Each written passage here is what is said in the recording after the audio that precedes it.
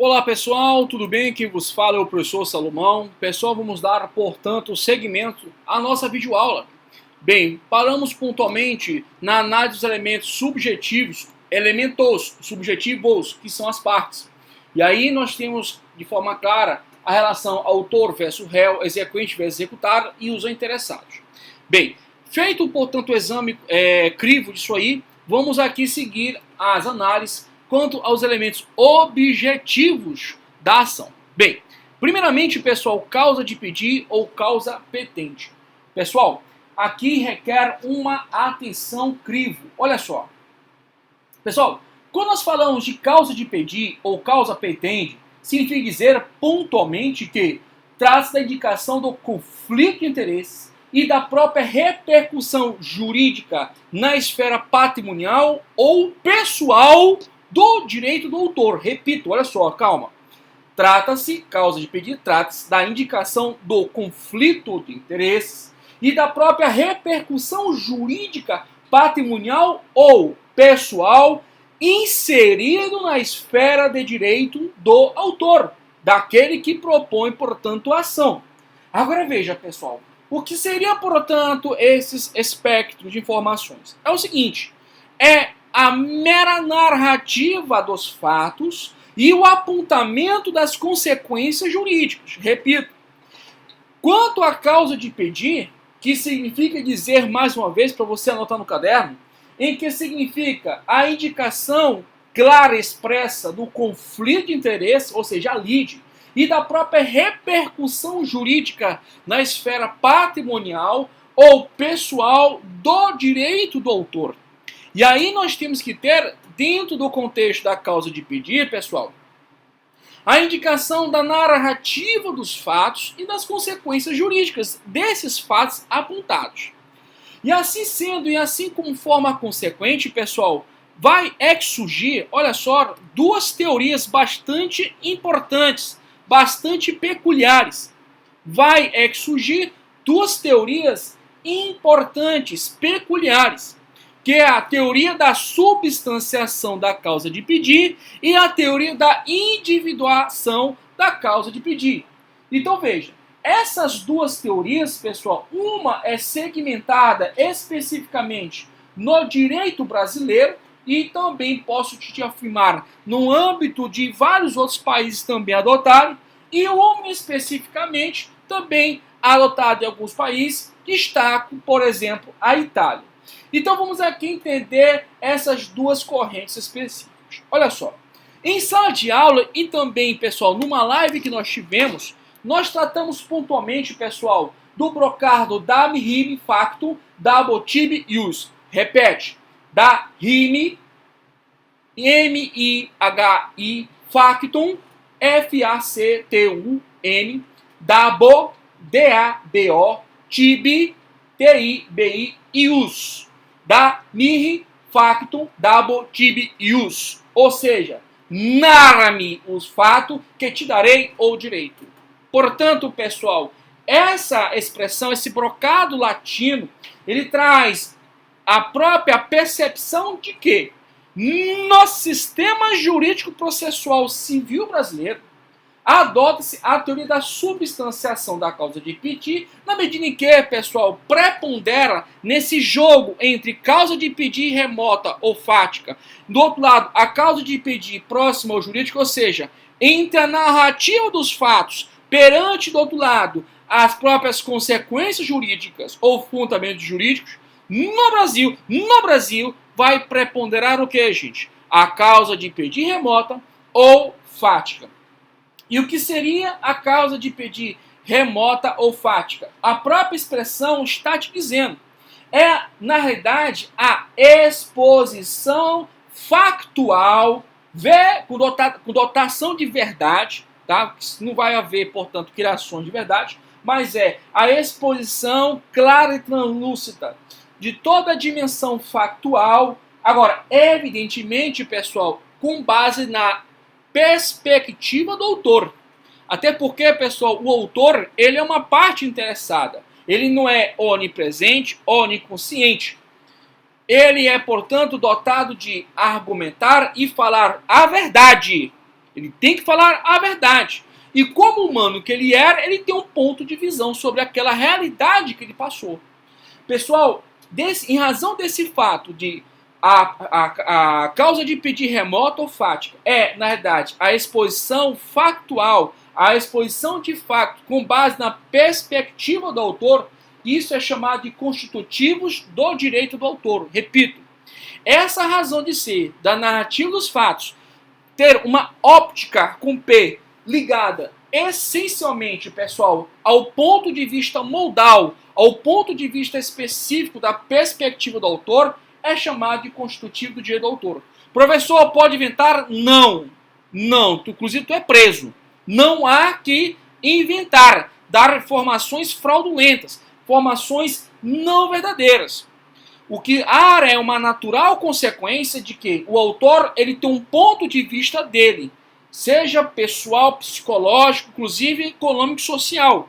Na mesma medida, o juiz ele tem um ponto de referência da óptica dele, como o réu também tem uma óptica, um ponto de referência dele. Agora, veja que o autor e o réu eles têm que expor os fatos. Então, no que se refere à mera exposição da narrativa dos fatos, nós temos, portanto, pessoal, a causa de pedir ou causa petende, chamada remota ou fática. Na outra medida, na outra consequência, nós temos a chamada causa de pedir próxima ou jurídica. Veja que dentro dessa briga de braços, né, entre Brasil e Itália, que foi colocado, mas a ideia maior é entre causa de pedir remota e causa de pedir próxima, né, tá bem, acho que está bem claro isso aí em desenho, é que na Itália o prepondera o espectro da argumentação pausada, pessoal, referendada nas consequências jurídicas. Enquanto que no Brasil prepondera especificamente, pessoal, a exposição factual da mihi factum, double tib ius, da mihi, D-A, espaço, M-I-H-I, factum, F-A-C-T-U-M, vírgula, double, D-A-B-O, tib, T-I-B-I, ius, já vi também alguns colocar jus, tá? Mas ius, I-U-S, ou seja, pessoal, narra-me os fatos que te darei o direito. Esse ponto de referência, portanto, dentro de uma análise casuística da petição inicial, o foco da orientação do juiz é quanto aos aspectos factuais. Pessoal, significa dizer que o juiz ele não lê os fundamentos jurídicos? Não, não é isso. Não estou dizendo aqui que o juiz não lê os fundamentos jurídicos. Mas, dentre uma quebra de braços entre a narrativa dos fatos e os fundamentos de direito, o magistrado ele vai se preponderar o seu crivo de análise aonde, gente? Na narrativa dos fatos. E há também, deixa eu até colocar aqui daqui a pouco para vocês, dois dispositivos associados que deixam bem claro isso, pessoal. O primeiro deles é o artigo 140 do Código de Processo Civil, que fala do princípio do iura novit curia, que inclusive nós já trabalhamos aqui em sala de aula, e o outro é a exceção do artigo, a exceção do princípio iura novit curia, que está no artigo 376. Pessoal, mas qual é a consequência prática? Para eu saber de forma prática da aplicação da teoria da substanciação da causa de pedir do Brasil. Gente, isso significa dizer que o juiz ele pode afastar na íntegra todas as consequências jurídicas apontadas pelo autor. Ele pode simplesmente ignorar as consequências jurídicas.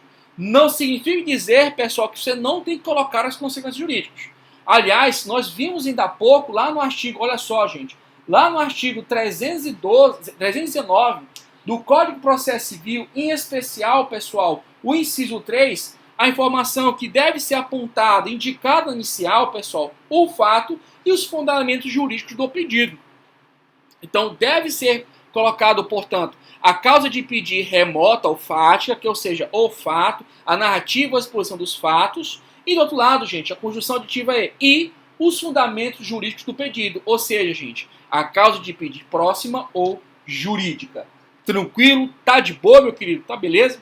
Então, pessoal, nesse contexto de consequências, nós vamos analisar, portanto, pessoal, novamente o princípio iura novit curia, que reforça tudo que a gente está falando aqui com vocês. Nesse contexto de consequência, vamos aqui abordarmos, né, o artigo 140 do CPC.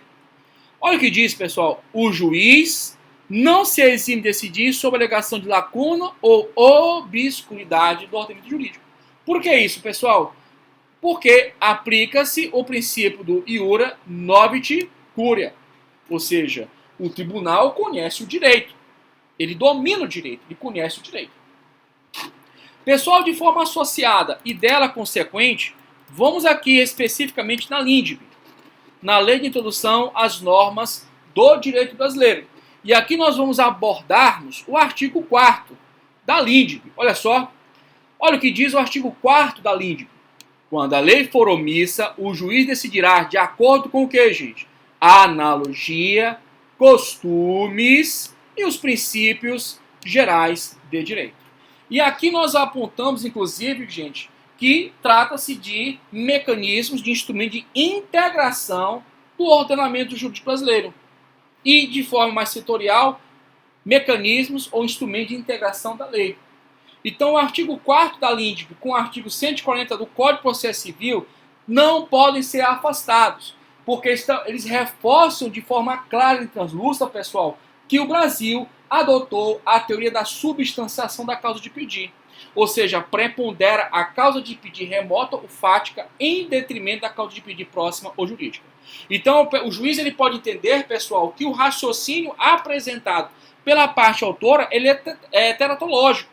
Ele é um raciocínio totalmente fora e descabido. Porque é ele que conhece, em tese, pessoal, a amplitude da lei. Porque existe o brocardo da mihi facto dabo tibi ius. Só que, pessoal, como todo ser humano mortal, ele tem limitações. E a própria literatura jurídica, ela aponta essas limitações. Está lá no artigo 376 do Código de Processo Civil Brasileiro. Lei 13.105 de 2015. Olha o que diz, abre aspas.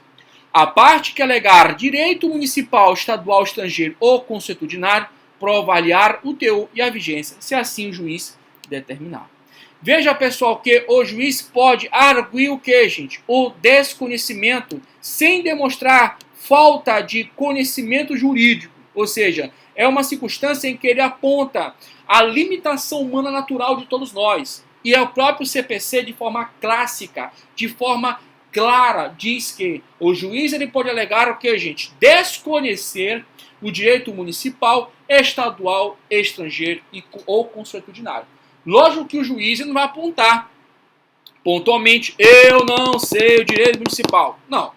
Ele simplesmente vai invocar a exceção do princípio iura novit curia, previsto especificamente nos artigos 4º da LINDB e em especial no artigo 140 do CPC, e vai solicitar que a parte que alegar prove o teor e a existência, portanto, da vigência desse direito invocado.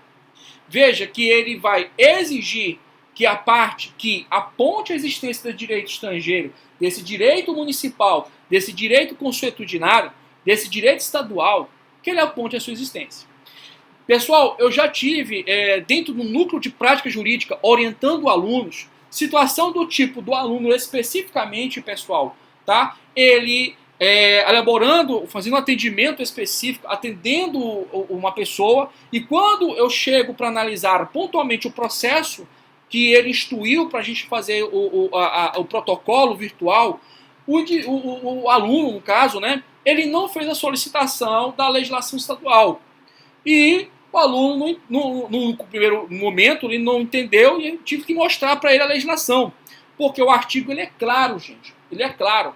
O juiz, ele não é obrigado, pessoal, a ter que conhecer todo o direito. Ele é um ser humano, normal. Só que o que acontece, gente? Em havendo a invocação de direito municipal, estadual, estrangeiro ou consuetudinário, o Código de Processo Civil lhe dá essa deixa, essa possibilidade, pessoal, de utilizar outros mecanismos, pessoal, para que haja a própria exaurimento tradicional. Porque o juiz, como você viu, ele não pode alegar que não conhece a lei, mas ele pode suscitar o quê? Que venha a ser provado a existência daquele direito material no âmbito municipal, estadual, bem como consuetudinário ou estrangeiro, pessoal. E aí o que o juiz vai requerer? Que prove o teor, ou seja, a existência de direito, bem como o que, gente? A vigência desse direito invocado. Ou seja, será que essa lei municipal, estadual, essa própria lei aqui, a lei estrangeira, né, essa legislação estrangeira, ou mesmo esse direito consuetudinário está em vigor, existe de fato isso aí, então o juiz ele pode perfeitamente ir para essa via oblíqua. Então, pessoal, tranquilo, ficou claro isso aí, teoria da substanciação. Só que, pessoal, se a gente for enfrentar aqui a jurisprudência dos tribunais, você pode perceber categoricamente que a óptica dos tribunais, no que tange especificamente a aplicação da teoria da substanciação, não é feita com esse mar divisor entre preponderância da causa de pedir remota, né, ou fática, em detrimento da próxima ou jurídica. Para te dar um exemplo disso, olha esse julgado aqui específico que a gente vai ler juntos. Olha só. Acerca da causa de pedir, o nosso ordenamento jurídico processou a doutora a teoria da substanciação ao exigir que o autor, na petição inicial, indique os fatos e os fundamentos jurídicos do seu pedido, cujo da narrativa dos fatos que, como consequência jurídica, pretendida pelo autor, é que forma a causa de pedir. Bem, pessoal, com todo respeito, estamos aqui crescendo juntos, né? Nós somos senhores da verdade, mas em verdade a teoria da substanciação é uma relação de preponderância. E aí eu trago para vocês a doutrina, pessoal, de Alexandre Câmeras e de Humberto Pinho, tá? Que fala pontualmente disso. Agora veja, gente, para Humberto Pinho, ele diz que existe uma realidade, pelo CPC 2015, uma aplicação da teoria híbrida. Eu coloco aqui para você, só para você entender o porquê, porque na redação original não tem essa expressão que eu coloquei. Lá no livro dele, ele diz que no que se refere à teoria da substanciação e da individualização, o Brasil, com base no CPC 2015, ele adotou o que, gente? A teoria híbrida. E ele argumenta, pessoal, especificamente em razão da multiplicidade que é viável no sistema processual civil brasileiro 2015 do contraditório. Aliás, pessoal, o CPC 2015, ele trabalha muito contraditório, ele trabalha plenamente toda a dogmática, toda a extensão do contraditório da defesa. Ou seja, tem que haver não só uma mera exposição factual, mas também tem que preponderar, segundo esse jurista, uma série de argumentos jurídicos, comprovando, portanto, verdadeiras consequências jurídicas desses fatos. E aí o jurista ele cita inicialmente o artigo 10. Eu também poderia citar o artigo 9, mas já a gente vai ler isso aí, tá bom? Bem, vamos aqui. Olha o que diz o artigo 10. O juiz não pode decidir em grau algum de jurisdição com base em fundamento a respeito do qual não se tenha dado às partes oportunidade de manifestar, ainda que se dá de matéria sobre a qual deva decidir de ofício. E para reforçar ainda mais, tá, o argumento da jurídica, vou ler somente o artigo 9º, caput. Olha o que diz. Não se proferirá a decisão contra uma das partes sem que ela esteja previamente ouvida. E isso reforça o entendimento desse jurista. Bem, pessoal, qual é a posição majoritarissimamente falando, ou seja, é unânime praticamente? É a aplicação da teoria da substanciação, da mesma forma como foi no Código Civil de 73, tá? Eu, com todo respeito, tá? Com todo respeito às posições em divergências, é claro, né, na leitura do próprio CPC, que se aplica, sem sombra de dúvida, a teoria da substanciação. Bem, pessoal, para a gente, antes de tratar acerca do pedido, e aí efetivamente eu vou fechar esse bloco, eu queria anotar só umas observações com vocês aqui pontuais. Primeiro, o que são elementos subjetivos da ação? É as partes, é autor e réu, tá? Essa que é a ideia. Só que, em que tange, não é que se refere especificamente, por exemplo, a jurisdição voluntária, eu não posso falar de partes e sim interessados. Beleza? Seguindo o raciocínio, pessoal, nós temos elementos objetivos da ação. E quais são os elementos objetivos? A causa de pedir e pedido. Isso aí é clássico, isso aí tu tem que saber. É a causa de pedir e pedido. Na causa de pedir nós temos o que, gente? Aliás, vou colocar aqui até nesse gráfico aqui, fica melhor. Pronto. Aí facilita a sua vida para você entender. Olha só. No que tange a causa de pedir, pessoal, ela é o quê? A exposição dos fatos. A narrativa dos fatos. E envolve também o que, gente? Os fundamentos jurídicos do pedido. Não é pedido. Simplesmente a causa de pedir é o fato e os fundamentos jurídicos. Ao bem da verdade, seriam as consequências jurídicas. Pessoal, não é à toa que muitos advogados, inclusive eu muitas vezes, eu coloco só no capítulo só dos fundamentos, dos fatos e dos fundamentos jurídicos. Por que isso? Porque, pessoal, há uma inter-relação de comunicação. Por quê? No sistema jurídico brasileiro, aplica-se o que, gente? A teoria da substanciação. Pela teoria da substanciação, eu já sei categoricamente que o juiz ele vai se ater mais o seu raciocínio com o que, gente? Com aspecto factual. Inclusive, o próprio CPC, pessoal, ele exige que, olha só, que seja apresentada na petição inicial o quê? As provas com que o autor pretende demonstrar a verdade dos fatos alegados. Ela, portanto, dá um comportamento cogente por parte do autor que ele tem que mostrar as provas necessárias e indispensáveis daquilo que ele está alegando, pô, tá? Então, dando continuidade, quando eu falo especificamente no que tange a causa de pedir dos fatos, eu tô chamando, pessoal, a subespécie que é a causa de pedir remota ou fática, que é, mais uma vez, reforçando pela quarta vez, a exposição da narrativa factual, ou seja, a mera descrição da causa de pedir. É o apontamento de toda a relação jurídica material envolvida. Evidentemente, pessoal, aí ele vai comprovar, né, por A mais B, que aconteceu um acidente de trânsito, aconteceu uma lesão numa relação de consumo, enfim, ele vai apresentar os fatos. Agora veja, é o fato apresentado sobre a óptica, sobre a perspectiva dele. E isso eu vou reforçar esse entendimento contigo, que eu vou falar do princípio da congruência. Já já a gente vai entender por que eu estou falando dessa forma.